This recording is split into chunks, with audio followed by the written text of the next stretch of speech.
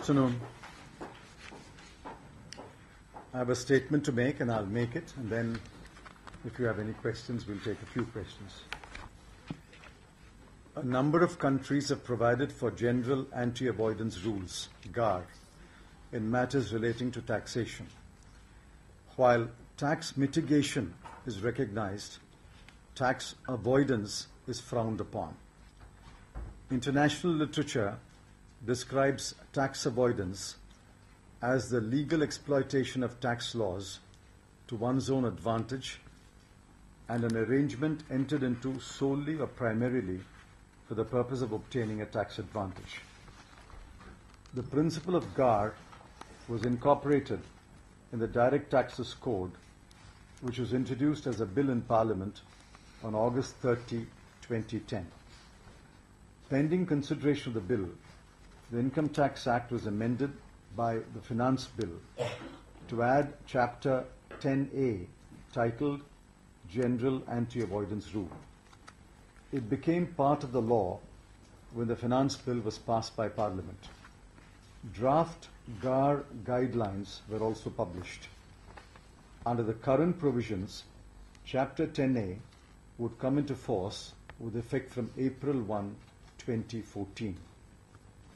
A number of representations were received against the provisions contained in Chapter 10A. Hence, on July 13, 2012, the Prime Minister approved the constitution of an expert committee on GAAR to undertake stakeholder consultations and finalize the guidelines for GAAR.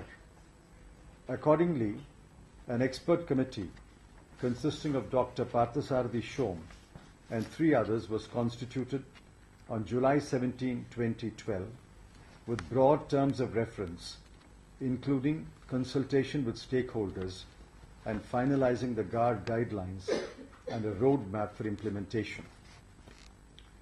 The expert committee submitted its draft report on August 31, 2012, which was placed in the public domain on September 1, 2012. After examining the responses to the draft, the expert committee submitted its final report on September 30, 2012. The government has carefully considered the report of the expert committee. The major recommendations of the expert committee have been accepted with some modifications, and the following decisions have been taken by government. 1. An arrangement, the main purpose of which is to obtain a tax benefit, would be considered as an impermissible avoidance arrangement. The current provision prescribing that it should be the main purpose or one of the main purposes will be amended accordingly. 2. The assessing officer will be required to issue a show-cause notice containing reasons to the assessee before invoking the provisions of Chapter 10A. 3. The assessee shall have an opportunity to prove that the arrangement is not an impermissible avoidance arrangement. 4.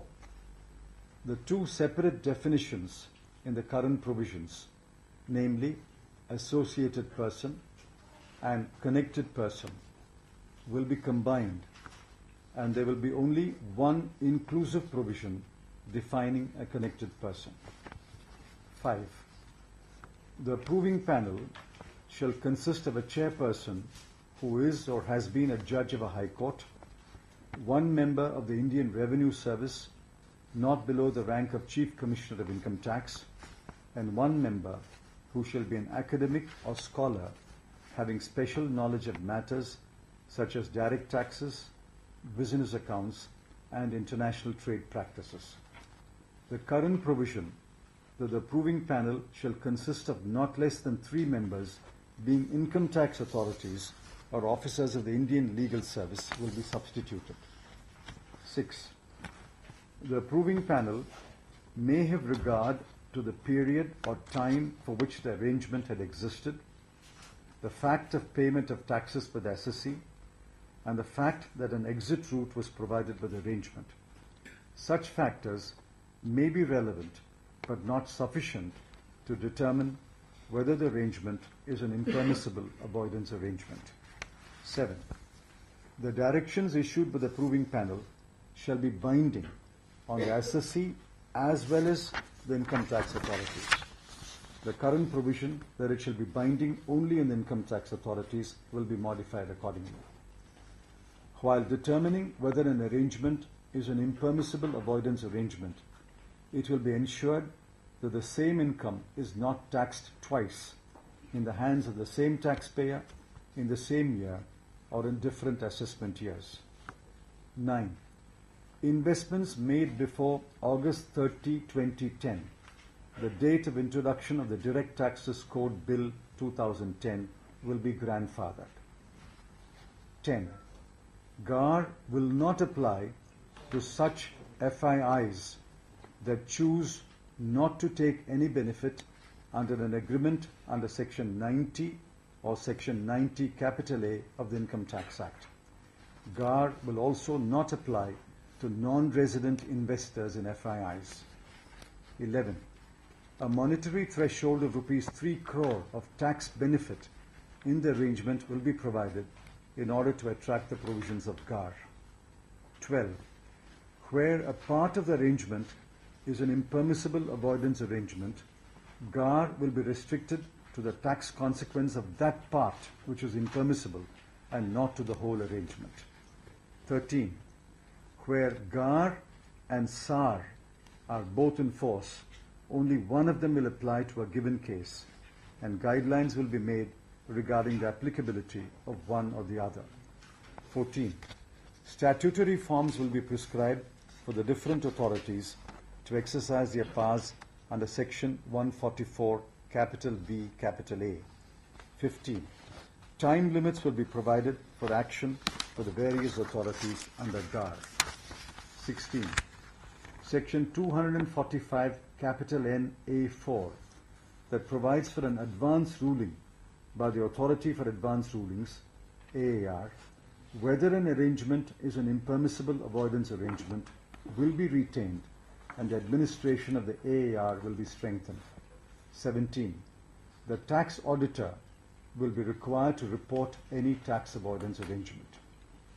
Further, having considered all the circumstances and relevant factors, Government has also decided that the provisions of Chapter 10A will come into force with effect from April 1, 2016, as against the current provision of April 1, 2014.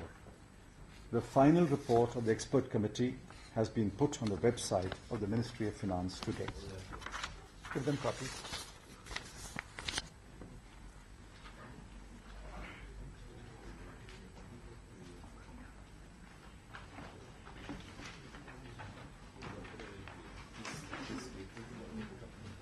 Yeah, statement also.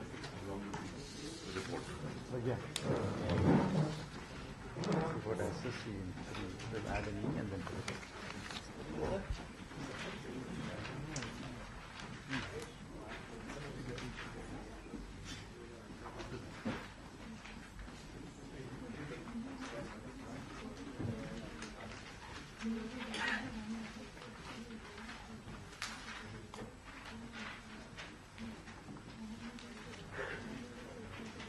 Questions?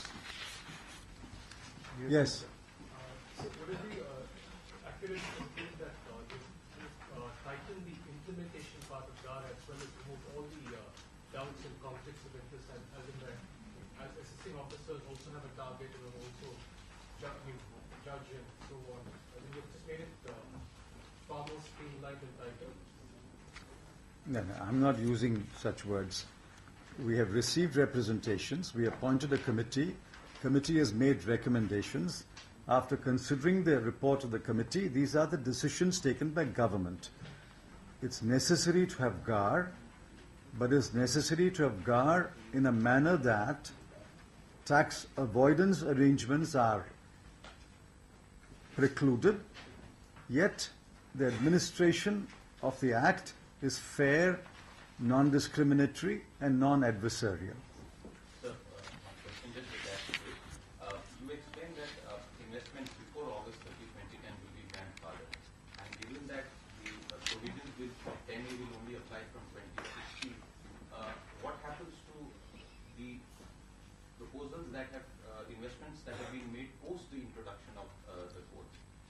Investments made post that date, namely August 30, 2010, should not have a tax avoidance arrangement. If they have a tax avoidance arrangement, and if the income tax officer wants to look into those arrangements, he can look into those arrangements within, of course, the limits of the income tax laws on reopening assessments.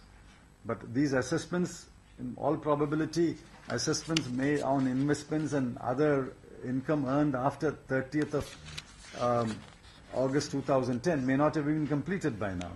We are only in the beginning of 2013. The assessment year will be, the financial year will be 10-11 or partly 10-11 and partly 11-12. The assessment year will be only 11-12 or 12-13. So these assessments are perhaps current assessments.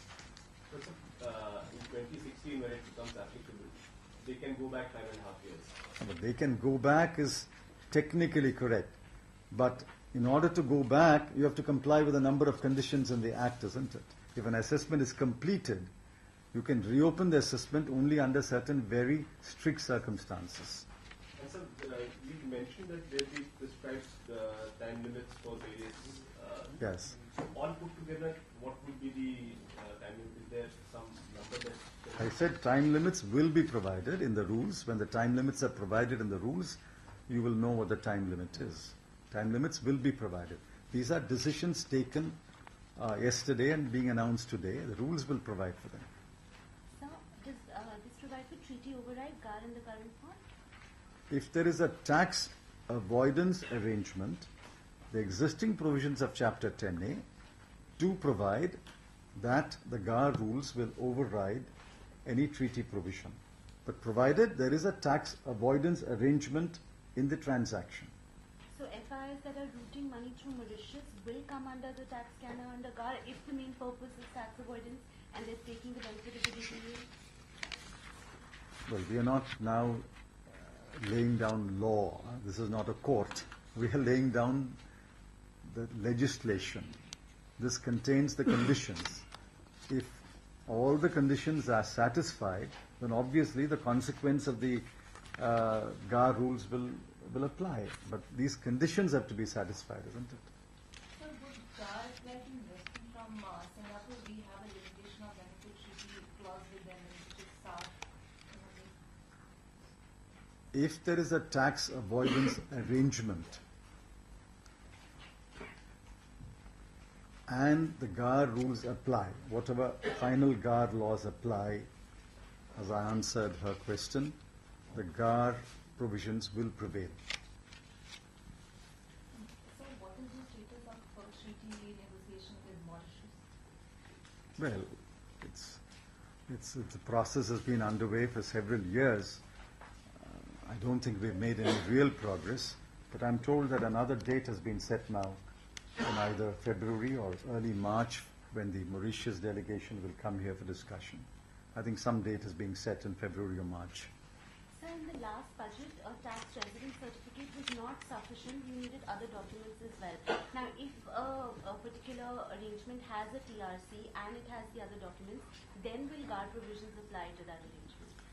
Whatever is there in Chapter 10A will continue to be there, except to the extent we have modified it today. These are the modifications we are making in Chapter 10A. So you have to now read Chapter 10A along with these modifications, but I'll have to introduce a bill in Parliament to make these modifications law. At the moment, they are decisions. Once Parliament approves these modifications, then you will have a modified Chapter 10A. Whatever is not modified already in 10A will remain in 10A. Sir, in what conditions FIIs or NRIs under FIIs would be covered under GAAR? NRI investors and FIIs will not be covered. In any condition? That's what I've said. The investor in an FII and the FII investing in India, the investor in FII, the non-resident investor in FII will not be covered by GAAR. Any non-resident investor in an FII is not covered. An FII is covered where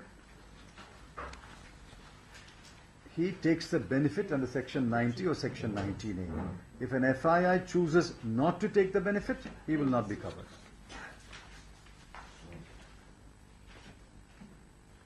Okay. Now, I think these decisions have, by and large, addressed the concerns that were expressed by investors. Most of the apprehensions, I think, have been removed now. GAAR is a universal principle. In fact, the European Commission recently has said we need a European Union-wide response to close loopholes and ensure that no country loses out financially addressing the problem. So GAAR is not a novel principle or an unusual principle. It is a principle that is universally acknowledged.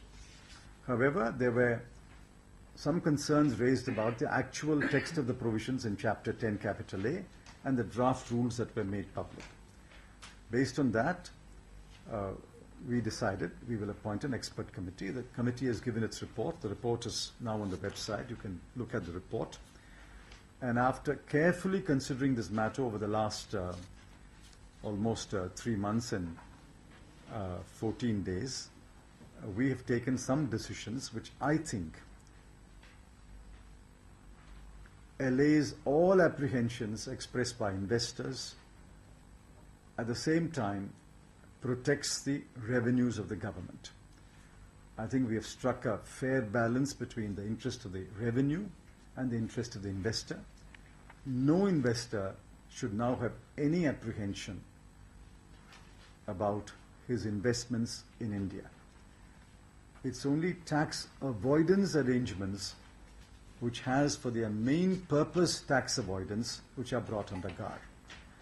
But in my view, most investors will not indulge in tax avoidance arrangements whose main purpose is to avoid the taxes. And in the rare case where there are tax avoidance arrangements, it is necessary for a country like India, a developing country like India, to protect its revenues and tax those arrangements, which is what we have provided. But I think what we have done, the modifications that we have done, are fair, non-discriminatory, just, and strike a balance between the interest of revenue and the interest of investors. So all apprehensions should now be set at rest. Thank you. Sir, can I have one more? Only on that.